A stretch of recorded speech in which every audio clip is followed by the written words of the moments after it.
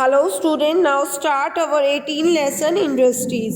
बच्चों, इस लेसन में हमने factories affecting the growth of industries, industry by size के हिसाब से की थी। मनी एंड कैपिटल किया था कि क्या क्या ज़रूरत होती है विदाउट मनी।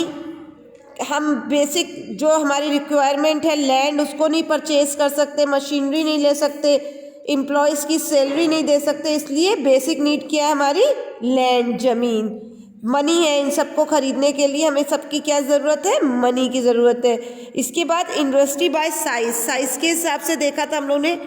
लार्ज स्केल की इंडस्ट्रीज़ थी, स्मॉल स्केल की इंडस्ट्रीज़ थी, नेल कॉटेज इंडस्ट्रीज़ थी। जो लार्ज स्केल की इंडस्ट्रीज़ थी उसमें steel and iron industries, coach factories, electrical goods and oil refineries and car factories include थी। जो छोटे स्तर पे जो फैक्ट्रियाँ थी वो कौन कौन सी थी? प्लास्टिक गुड्स की थी, होजरी थी, यूटेंसिल्स थे, फैंस थे, टॉय थे, साइकिल्स थी। और जो कॉटेज इंडस्ट्रीज थी वो एक ही फैमिली के सभी सदस्य मिलकर करते हैं, घर पर ही करते हैं, उसके लिए कोई महंगे टूल्स की भी ज़रूरत नहीं होती है। आज हम स्टार्ट करने जा रहे हैं कॉटेज इंडस्ट्रीज के साथ। Industries by raw materials, page number 99। Cottage industries. बच्चों, cottage industry employ very few people, generally belong to the same family. एक ही फैमिली में बच्चे, बेटे, चाचा, मामा सब लोग मिलके काम शुरू करते हैं। They work with the simple tools and use locally available raw material. और इनको जो काम करने के लिए सामान चाहिए होता है, रॉ मटेरियल चाहिए होता है, वो भी बहुत जल्दी अवेलेबल हो जाता है, बहुत आसान से और सस्ता मिलता है। These industries do not need much investment.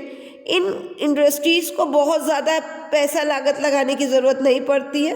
The industries in this category include, इनमें कौन कौन सी कैटेगरीज होती हैं, कौन कौन सी इंडस्ट्रीज में इनमें कौन कौन सी चीज़ें इंक्लूड होती हैं? देखिए, weaving, making shoes, cane, bamboo works, item made from stone and clay, khadi, handloom, bangle making and basket making. इन सभी में छोटे छोटे काम आते हैं। कौन कौन से होते हैं बच्चों? वीविंग है, ठीक है, आपका मेकिंग शूज है, शू और बैंगल्स बनाना, बास्केट बनाना, बेत की बास्केट बनाते हैं, बैम्बो का वर्क करते हैं, है ना, तो ये सब इसी में आता है। इसके बाद है industries by raw material. On the basic of raw material use, industries can be classified into two veg.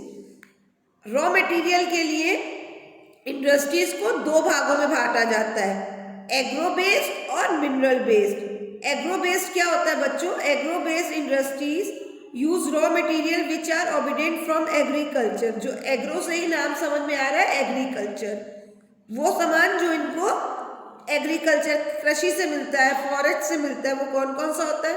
Sugar cane होता है, जूट होता है, कॉटन होता है, सिल्क होता है। ये सब कौन सी इंडस्ट्रीज हुई? Agro based. फिर होता है मिनरल बेस्ड। मिनरल बेस्ड पे बच्चों जो रॉ मटेरियल, कच्चा उत्पाद हम लोग को मिलता है वो होता है आयरन, स्टील, सीमेंट आदि। एग्रो बेस्ड देखो इंडस्ट्रीज बनी हुई है। तो इनको दो भागों में बांटा गया, number 1 agro, number 2 mineral. Agro-based industries use raw material which are obtained from agriculture and forest, like jute, sugarcane, cotton, silk are some of the agro-based industries. Mineral-based industries कैसी होती हैं बच्चों? Mineral-based industries use raw material which are obtained from mineral like iron and steel, cement, etc.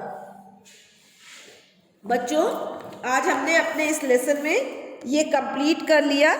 Next class में हम लोग summary, tick the correct answers, true false, matching and question answers करेंगे। आपका आज का असाइनमेंट क्या है बच्चों? आपको आज पूरे ही लेसन्स में से, इंडस्ट्रीज बाय रॉ मटेरियल्स में से एग्रो बेस्ड इंडस्ट्रीज क्या होती है, मिनरल बेस्ड इंडस्ट्रीज क्या होती है, दोनों को क्लासिफिकेशन करके बाइफिकेट करना है, बताना है। एग्रो बेस्ड इंडस्ट्रीज में आप लिखोगे, agro based industry use raw material which are obtain from agriculture and forest like jute, sugar cane etcetera.